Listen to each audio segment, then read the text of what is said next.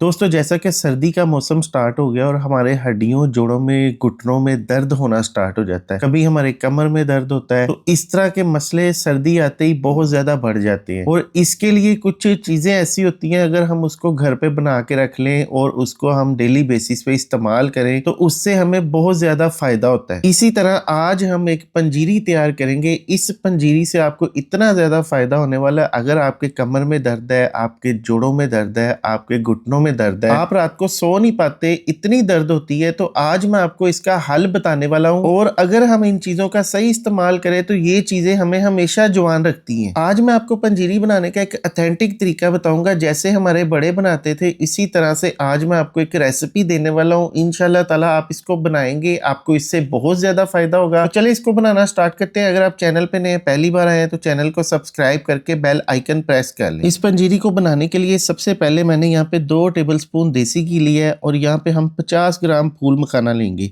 फूल मखाना, जिसको इंग्लिश में fox nuts बोलते हैं, ये ग़िज़ाइयत से भरपूर होता है। इसमें protein, fibre, calcium, magnesium, antioxidant पाए जाते हैं, जो कि वज़न कम करने में, हड्डियों को मजबूत करने में और दिल को सेहतमंद बनाने में एक अहम किरदार अदा करते हैं। फूल मखाने के बारे में बताया जाता है कि ये हमारी जिल्द को हमेशा जवान रखता है। अच्छा, यहाँ पे हमने इसको घी डाल के रोस्ट कर लेना है। थोड़ा सा इसको हमने यहाँ पे इस घी में पका लेना है।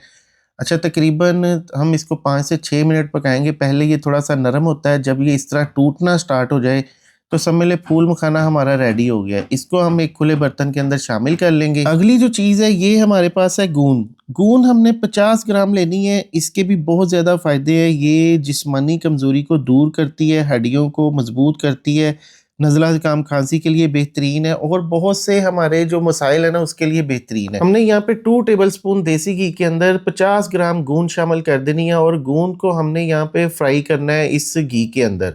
अच्छा, यहाँ पे जब गूंद को इस घी के अंदर हम पकाएंगे तो ये फूलना स्टार्ट हो जाएगी और फूलते वक़्त ये इतनी फूल जाएगी कि ये साइज़ में डबल हो जाएगी।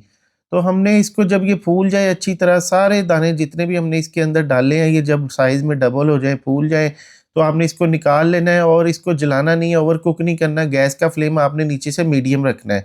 और अब देखिए गूंद हमारी अच्छे से फूल चुकी है, कंडीशन इस तरह की होनी चाहिए। अब इसको निकाल लेंगे और निकाल के इसको उसी ट्रे के अंदर शामिल कर लेंगे। अब यहाँ पे मैंने बादाम लिए हैं। बादाम जो है ना, हम यहाँ पे 100 ग्राम लेंगे। इसके अंदर 1 टेबलस्पून देसी घी शामिल करेंगे और बादामों को भी हमने यहाँ पे रोस्ट कर लेना है। बादामों के फ़ायदों से तो कोई भी नावाकिफ़ नहीं है। बादाम जो है ना, ये हमारी सेहत के लिए बहुत ज़्यादा मुफीद है। दिल की सेहत को बेहतर बनाते हैं, वज़न कंट्रोल करते हैं, हमें ब्लड प्रेशर से बचाते हैं और इसके अलावा हमें बहुत सी बीमारियों से ही बचाते हैं, हड्डियों को मजबूत करते हैं। अगली जो चीज़ है ना, हम यहाँ पे 50 ग्राम काजू शामिल करेंगे। काजू आपने कच्चा लेना है और ये 50 ग्राम इसको भी हमने इसी के अंदर फ्राई कर लेना है। और इसकी ये भी बहुत ज़्यादा ग़िज़ाइयत से भरपूर होता है। ये हमारी हड्डियों के लिए बहुत ज़्यादा फ़ायदेमंद है, वज़न को कम करता है, शुगर को कंट्रोल करता है।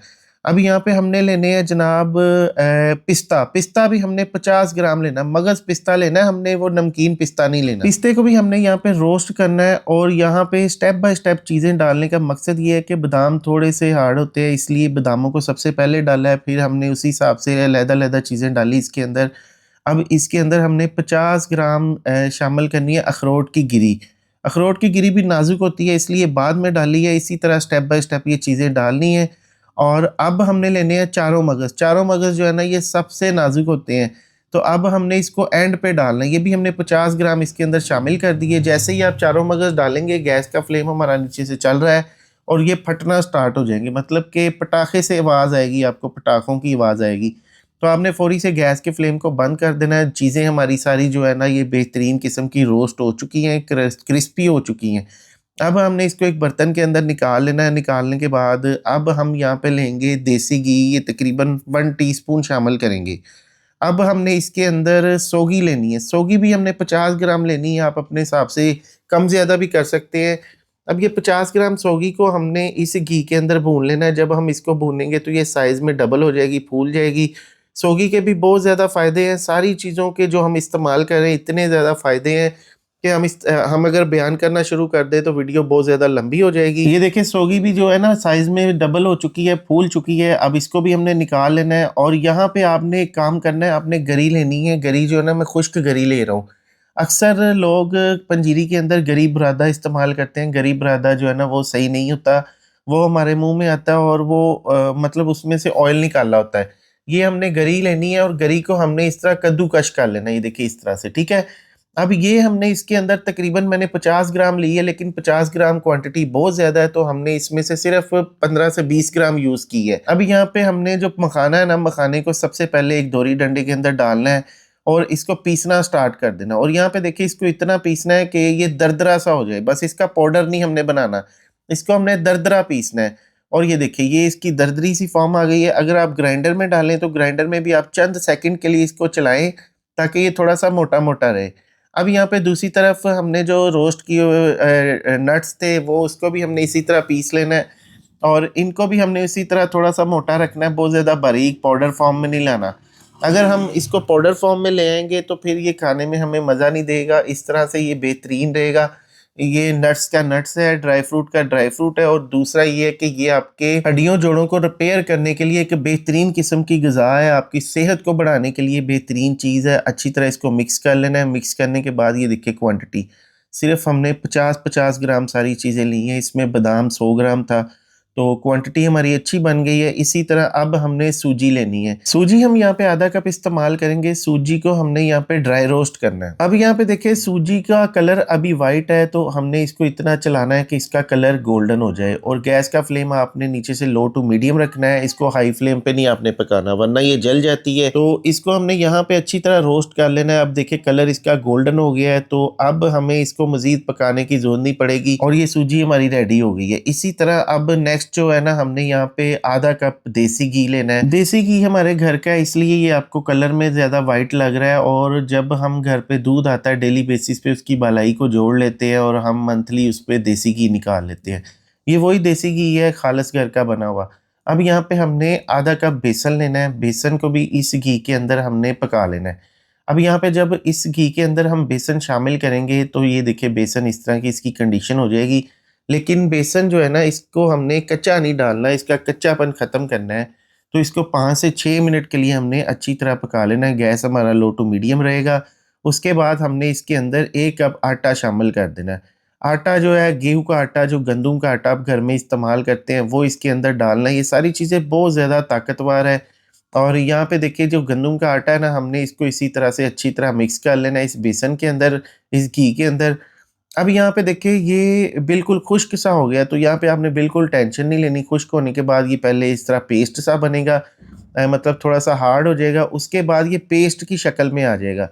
तो जब ये देखिए इस तरह की पेस्ट की शक्ल में आए तो हमने इसको पकाना नहीं छोड़ना, इसी तरह से पकाते रहना है। अभी ये मज़ीद थोड़ा-सा नरम हो जाएगा, जब ये मज़ीद नरम हो जाए तो समझ लें ये बेसन हमारा तैयार हो गया है। अब यहाँ पे देखिए ये इसकी कंडीशन है कि ये इस तरह नरम हो चुका है, इसका मतलब ये है कि अच्छी तरह भुन गया है। अब इसके अंदर हमने 1 चुटकी इलायची पाउडर शामिल करना है, हाफ़ टी स्पून सौंफ पाउडर शामिल करना है, अच्छी तरह मिक्स कर लेना है। मिक्स करने के बाद ये देखिए बिल्कुल ये रेडी हो गया है। अब इसको गैस का फ्लेम हमारा नीचे से अभी भी ऑन है, इसको 2 मिनट के लिए मज़ीद पका लेंगे। 2 मिनट के बाद देखिए बिल्कुल इस तरह ये एक स्मूथ सा पेस्ट बन जाएगा, देखिए इस तरह से। जब ये स्मूथ पेस्ट बन जाए तो बाकी की इसके अंदर सूजी शामिल कर देंगे। सूजी इसको अच्छी तरह इसके अंदर मिक्स कर लेंगे। जब सूजी इसके अंदर अच्छी तरह मिक्स हो जाए तो फिर हमने इसके अंदर बाकी के जो नट्स वगैरह हैं वो शामिल करने हैं। अब यहाँ पे सबसे पहले हम मीठा पूरा करेंगे, तो चीनी हमने इसके अंदर ग्राइंड करके पाउडर फॉर्म में डालनी है। पाउडर फॉर्म में चीनी डालनी है और इसके अंदर मतलब चीनी आपने अपनी क्वांटिटी के हिसाब से रखनी है। मैंने इसके अंदर तकरीबन आधा कप शामिल किया है, आप जितना मीठा खाते हैं उस हिसाब से आपने चीनी डाल लेनी है। अब यहाँ पे देखिए बेहतरीन किस्म का हमारा ये मिक्सचर तैयार हो गया है। अब इसके अंदर मिक्स किए हुए ड्राई फ्रूट और मतलब मखाने वगैरह शामिल कर देंगे। हमारी बेहतरीन किस्म की सर्दियों के लिए ख़ास पंजीरी तैयार हो गई। देखिए इसके अंदर जब आप इसको चम्मच चलाएँगे ना तो ये अच्छी तरह मिक्स हो जाएगी और ये हमारे हड्डियों, जोड़ों के दर्द के लिए बहुत ही बेहतरीन चीज़ है। हमें ये जवान रखने में अहम किरदार अदा करती है, हमारी स्किन को जवान रखती है ये चीज़। तो हमारे बड़े भी ये तैयार करते थे और इसी तरह से हमने भी आपके साथ ये recipe step by step share की है और उम्मीद करता हूँ कि आपको ये रेसिपी बहुत अच्छी लगी होगी और इससे आपको बहुत ज़्यादा फ़ायदा होगा। इसको आप घर पे बना के रखें, 1 चम्मच, 2 चम्मच आप चाय के साथ डेली खा लिया करें सुबह और अगर दिल करे तो आप दोपहर को भी खा सकते हैं, रात को भी खा सकते हैं, कोई मसला नहीं, इसका कोई नुकसान नहीं है, इसके फायदे ही फायदे। तो दोस्तों ये थी आज की हमारी वीडियो। इसको थोड़ा सा मैंने नट्स के साथ खूबसूरत बना लिया है। और अपना बहुत सा ख्याल रखिएगा, दुआ में याद रखिएगा। एक नई वीडियो आने तक समीउल्लाह को दी इजाजत। शुक्रिया, अल्लाह हाफिज।